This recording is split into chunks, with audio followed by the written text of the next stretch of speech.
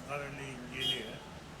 I'm son of a Bohra priest called Amil, and for number of years I watched at very close quarters what was going on in the establishment of Bohra High Priest. Then he, then at that time was father of the present High Priest, Syedna Burhanuddin, and now it is his son, Syedna Burhanuddin. Now, since my father was a priest and I watched everything at very close quarters, and also my father, being a very religious person and a true Orthodox believer, he also disapproved of all that was happening, and he considered all that as anti-Islamic, and he felt that I cannot oppose because uh, my living depends on this profession, but I would like you to do something in future, and I would not like you to become priest like me. So he saw to it that I am not admitted in that Darsa Safia, which is there in Surat. Uh, Instead, he sent me to school, and ultimately I did my civil engineering degree from Indore, and I became civil engineer in Bombay Municipal Corporation, where I worked nearly for 20 years. This progressive movement, uh, progressive Dawoodi Bohra movement, also known as reform movement, and in Gujarati it is called Pragativadi. It actually started the turn of the century in 1902 when two lawyers from Burhanpur, incidentally, one of the lawyers' name was Asgarali, they started this movement by establishing a school in Burhanpur. Uh, at that time, uncle of Syedna Tahir Saifuddin was the Dai, 50th Dai. So he opposed establishment of secular school. Uh, they said this will interfere with our religious education. So they assured him that we will not in any way reduce teaching hours for religious education, but allow us to teach secular subjects in that school. Uh, so he could not refuse at that time, but secretly he sent out a letter to the Amil of Burhanpur that they should not be allowed to establish this school and no one should cooperate with them. So, uh, but they went ahead at the risk of what was called a salam ban, uh, what is called barat. It is same thing as salam ban. Means nobody would say salam to them. That means no Bohra would invite them or have anything to do with them. So they suffered a lot, but they remained firm and established that school, and ultimately it became high school. It was known as Hakimia High School. Then Tahir Saifuddin, to counter that Hakimia High School, established another school called Qadriya High School, and he would not allow Bohra students to go to Hakimia School and instead go to Qadriya School. So this thing started on the question of education, and in this community you cannot establish a school or a hospital or any charitable trust without their permission. This is the whole problem. So to cut it short, this movement went through various phases at different times. Uh, but its latest phase was in 1973 in Udaipur. Now, Udaipur has high concentration of Bohra population. Udaipur is in Rajasthan and education center in Rajasthan. There are a number of schools, colleges and other educational institutions. So Bohras also went for modern education and there was high degree of modern education among Bohras. There were doctors, engineers, MBAs, uh, and teachers, professors. So they were well aware. But traditionally, as others bowed down before Syedna, they were also doing it. But when they established few institutions, one was Bohra Youth Association, one was a library, one was a cooperative bank. Uh, so, and these institutions were being run by Bohra Youth Association, which was a registered organization. Now, in 1973, one of Syedna's brothers went there and he called people and said, "You dissolve this Bohra Youth Association." They said, "Why? What is wrong? Why should we dissolve?" They said, "Because you established it without our permission." So they said, "Okay, fine, you give us permission. We seek your permission to run to run this institution." He said, "No, first you have to dissolve it because you have established it without." They said, "It is legal, lawful, it has been registered properly. So how can you force us to dissolve it?" And they said, "Interest is haram in Islam, so you cannot run bank. And library also you have established without our permission. We don't know what kind of books you are keeping in library." They said there are very good books on Islam, on other religions, on various other subjects which are useful for students also. They said, "Nothing doing. You wind up everything and apply for permission. We will consider and see whether it can be permitted." And when they argued, these are legally registered, they said, "We have our own law. We don't recognize any other law in the country. We have our own." They said, "Maybe, but the law of the land is important after all." They said, "Not for us." Anyway, then what happened? That all these people get out Syedna's brother and forced him to give permission. Now, that very day, President V.V. Giri was visiting Udaipur.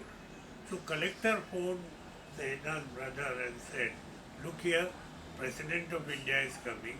I need police there. I cannot leave police with you. So, either you concede their demand or I will withdraw the police." So, he had to concede the demand to allow these institutions to run. And then he straight went to Galia Court. Galia Court is a place where there is a mausoleum of a saint, Bohra saint, called Syedna Burhanuddin Shaheed, because he was martyred by tribals when he was preaching Islam there. So it's very popular for Udaipur people. And Syedna was also there at that time.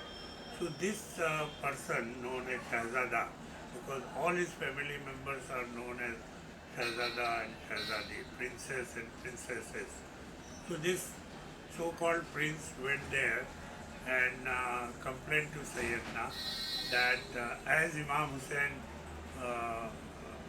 was not given water and food for 3 days, this Udaipur Bohras also stopped water and food for me. He exaggerated it. That only Gherao, no water or food was prohibited. Anyway, so many Bohra women were already in Kaliakot at that time. So Syedna told his other followers from other parts of Rajasthan, they attacked these women, dragged them out with their hair, tore off their clothes. Now, for Bora women, it was the first experience of that kind, that they were molested, disrobed, dishonored in this way. So many of them ran away to nearby forests. And they looked at Syedna and said in Gujarati, Mola Bachao, oh Lord, save us from these gundas, oh Lord, save us from these gundas. He was smiling. So because of this, Bora women from Udaipur lost all their faith in this man. That we are being beaten, molested, dishonored, and this man is smiling. So anyway, then they phoned Udaipur, those fellows came and brought them from forest and took them to them. So this was beginning of the end for Syedna in Udaipur. Because the Boras of Udaipur, at that time a big majority, some 90%, lost faith in Syedna. And this movement became strong. But they were not getting support from anywhere else. Boras are there in Maharashtra, in Rajasthan, in Andhra Pradesh, in Madhya Pradesh, in several places. No one supported them.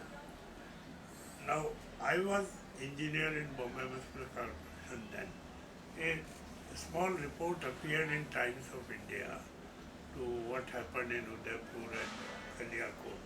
I happened to read it, and I immediately wrote a letter to editor supporting this reformist in Udaipur.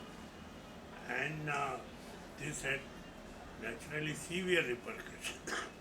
The Syedna's establishment called my uncles and all of them and said, is this man in senses? In his senses. He will have to suffer all consequences. So they came rushing to me that, what have you done? I said, what have I done? You wrote letter in support of Udaipur. Yes, I wrote. I stand by it. I still stand by it. And I would support oppressed people anywhere. I stand for democracy. I stand for human rights. I stand for human dignity. And in my view, what Syedna is doing is not religion. It is just to keep his grip over the community and extract more and more money. This is a business for him. It is not a religion. It is not a dawa. It is not a mission.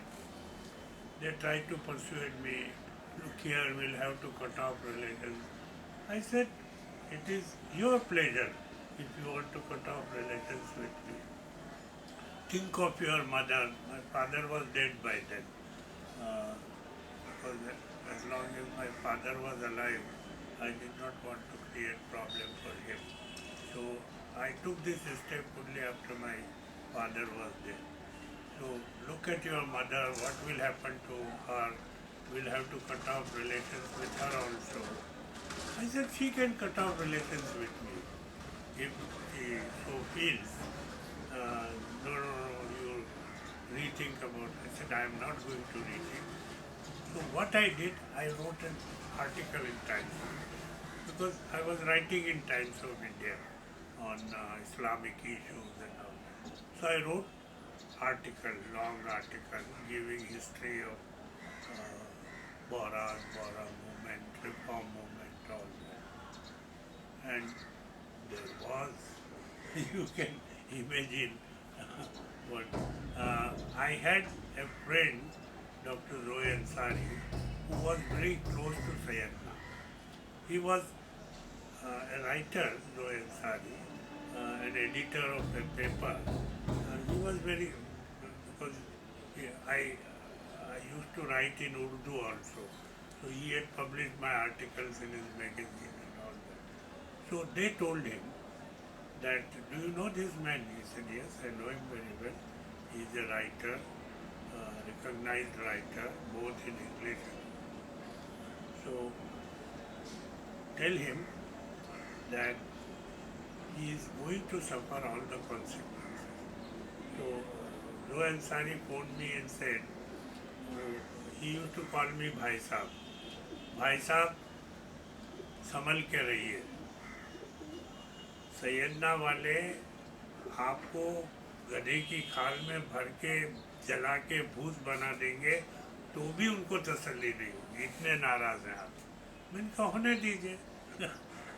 I stand by my conviction. You are also a progressive writer.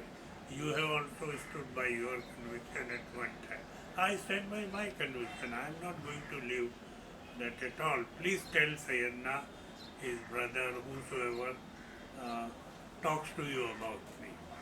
So that was final, this from them, final cut off from them. Now, I had one experience with father of this Syedna. When I passed out my matric, my father took me there because I had stood first in the district. So my father took me there that they will give you a scholarship and all that. So when we went there, in the antechamber, we were told to not to walk on feet but on our knees and with folded hands. So that I did. I said, okay, walking on knees with folded hands. But when we entered his chamber, where he was sitting on a chair, we were asked to perform sajda, prostrate before him. That I refused to do. I said, sajda can be done only to Allah, not to any human being. So that security guard caught my neck and put my forehead on his feet.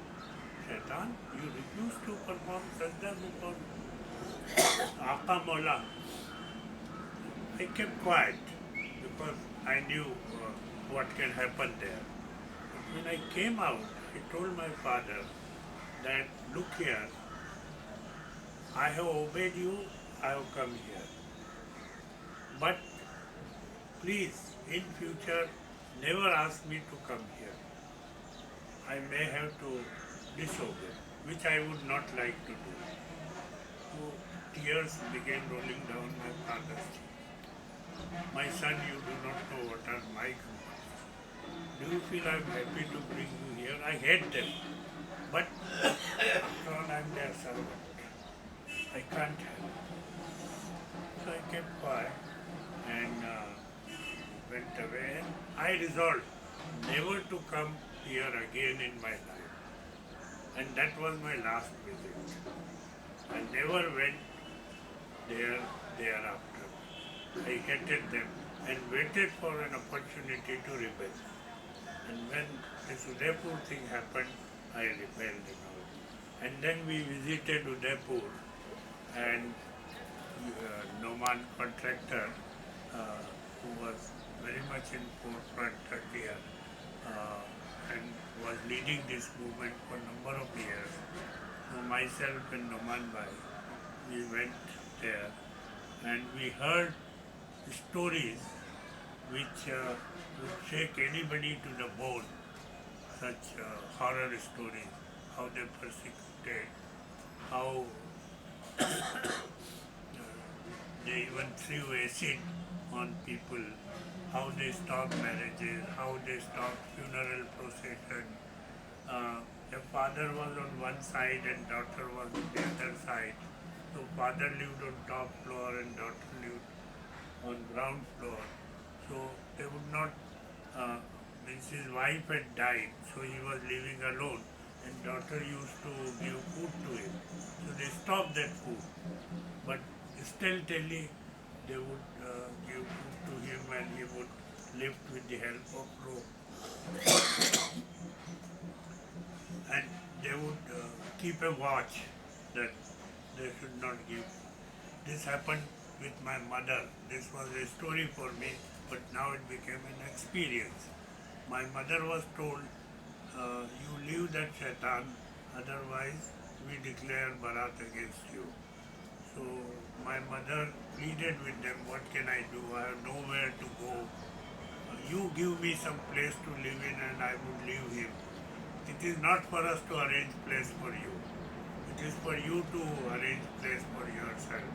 And he said in city like Bombay, even to get one room you need thousands. I am a widow, I don't have any money,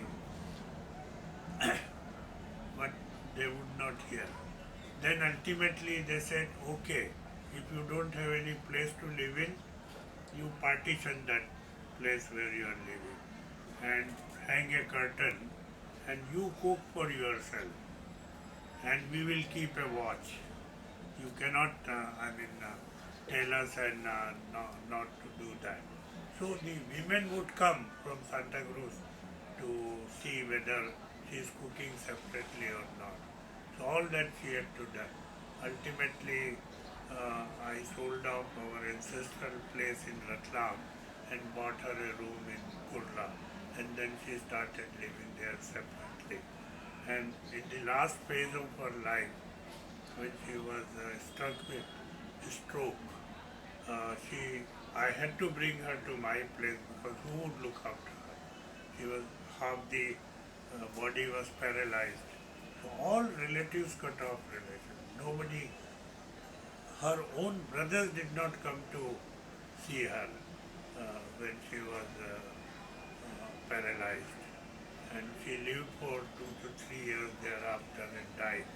And she used to weep all the time that my own brothers are not coming to see me. And she died one day. So there are so many stories like this. Now, what do we want? We have not challenged his religious authority. We are not even saying that he is not dying or we want to install some other dying. Nothing like that. All we are saying, this kind of compulsion for permission for everything is illegal. It is against our constitutional rights. It is against our fundamental rights guaranteed in the Constitution. It is against humanity. It is against human dignity. So our demands are that they do away with this permission, and even if you offer congregational prayer, namaz with Jamaat, he says you cannot do it without my permission. If you do that, Allah will not accept your namaz. If you go to Hajj without my permission, Allah will not accept your Hajj. Or anything done without my permission, religious rights, Allah will not accept. I said there is nothing like that. It is not there even in Ismaili jurisprudence. We have that book of Ismaili jurisprudence, that is Daimul Islam. It was written at the time of Imam Moiz, who was 14th Imam, and it was written under his supervision by Qazi Noman, Syedna Qazi Noman. He has not written anything of that kind that you need permission for offering your congregational prayer or for going to Hajj or all that. So who are you to insist on that? This may be for the sake of discipline, fine, but you cannot turn into an instrument of persecution. This is one demand. Second demand is you accumulate crores of rupees from the community, billions of rupees every year. You are accountable for that. What people give you voluntarily as a Nazrana, that is yours. We don't want any account for that. But what people give you by way of zakat and other religious taxes, he levies 7 taxes. And they have computerized whole thing now. And for every bara, all details are there on computer. So nobody can escape. So they would collect the last paisa from that fellow either at the time of marriage or at the time of funeral. Without that, you cannot bury your dead and you cannot marry. Nikah will not be performed. So one has to pay. I said, you are collecting this as a religious text. So you are bound to give account for that. This is not your personal money. So this is our second demand. And third demand is you will have no authority over secular matters. For example, I want to contest election. For example, I want to establish a school. For example, I want to establish a hospital. I don't need your permission. Law of the land is there. We will do according to law of the land. We will register and go ahead. So you cannot interfere in secular matters. These are our simple three demands. And if they accept this demand, they will lose grip over the community. That is why they don't want to do it. And they resort to this kind of coercion and compulsion on people. And now there are about 1,000 family members. All of them live off the community's money. And all of them live luxurious life, 7-star luxury. And they call their residence not mere home, but mahal, palace, Badri Mahal, Safety Mahal. They won't call it. Our Prophet led such a simple life. I mean, his mosque, the beams were of dead palm trees and dead palm leaves, and Prophet's pillow was made from dead palm leaves. I said, what about that? And what kind of life you are leading?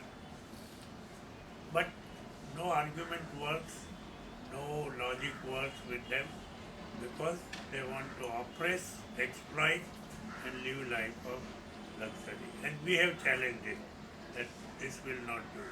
So there are large number of people who sympathize with us, but not even 1% is ready to stick the neck out and say we are with you. That's the whole problem.